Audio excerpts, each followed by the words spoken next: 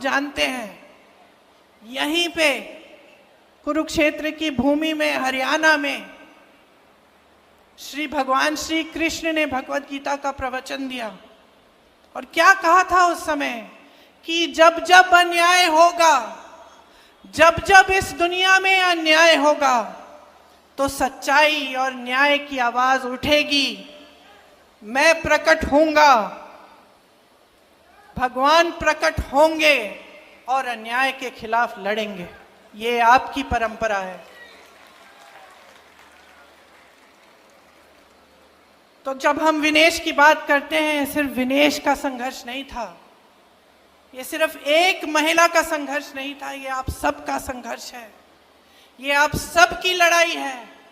जब इनके साथ अन्याय होता है, आप सबके साथ अन्याय होता है, आप सबका भरोसा टूटता है, आप सबके साथ विश्वासघात होता है। और आपकी परंपरा रही है, भगवत गीता की सीख से ही महात्मा गांधी जी ने हमारा स्वतंत्रता संग्राम चलाया। आज उनका जन्म दिवस है।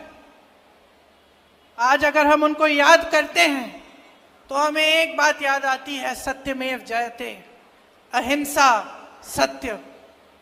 और कहाँ से मिली उनको ये बातें? भगवत गीता से मिली, भगवान श्री कृष्ण के प्रवचन से मिली, उनके संदेश से मिली। अभी नवरात्रि शुरू हो रहे हैं, दशहरे पे हम किस चीज की विजय मना रहे हैं? न्याय की विजय मनाने जाएंगे। अन्याय के खिलाफ न्याय की विजय, असत्य के खिलाफ सत्य की विजय मनाने जा रहे हैं। तो ये हमारी महान धार्मिक परंपरा है, और खास तौर से यहाँ आपकी धरती की।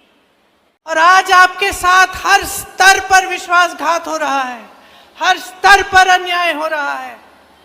मैंने कहा, किसानों की धरती है, जवानों की धरती है, पहलवानों की धरती है।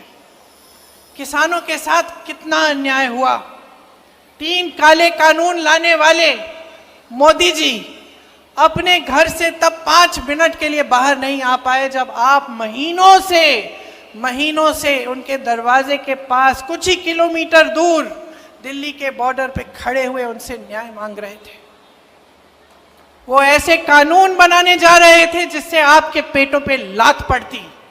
उनको मालूम था कि इन कानूनों से सिर्फ बड़े बड़े उद्योगपतियों का फायदा होगा, किसानों का कोई फायदा नहीं होने वाला है। फिर भी वो पीछे हटे नहीं। आपने संघर्ष किया, बैठे रहे महीनों के लिए, आप पे लठ चलाया गया, आपको मारा पीटा गया, 750 किसान शहीद हुए। ये हिले नहीं। हिले तब जब उत्तर प्रदेश का विधानसभा का चुनाव आया, जिसका जिक्र आपने किया दीपेंद्र जी। जब चुनाव आया तब हिले।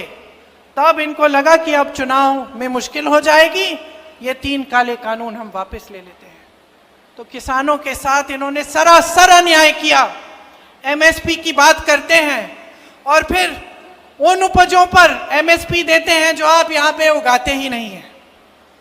कहते हैं हमने 24 ऐसी चीजें हैं जिन पे 24 फसल हैं जिन पे हमने एमएसपी दिया है, उसमें से 10 तो आप उगाते ही नहीं हैं यहाँ हरियाणा में। तो किसको बेवकूफ बना रहे हैं? पूरा देश देख रहा है, देश की जनता देख रही है।